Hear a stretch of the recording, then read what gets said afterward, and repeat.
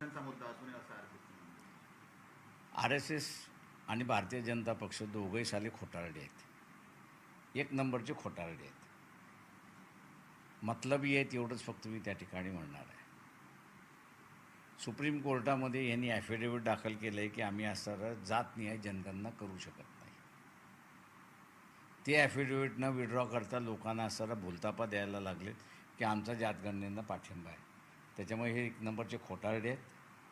OBCनी यांच्यावरती असणारा विश्वास ठेवू नये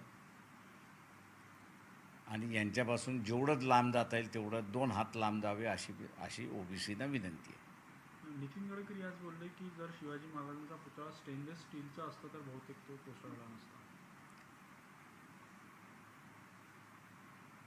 जावई शोध लावलेला दिसतोय.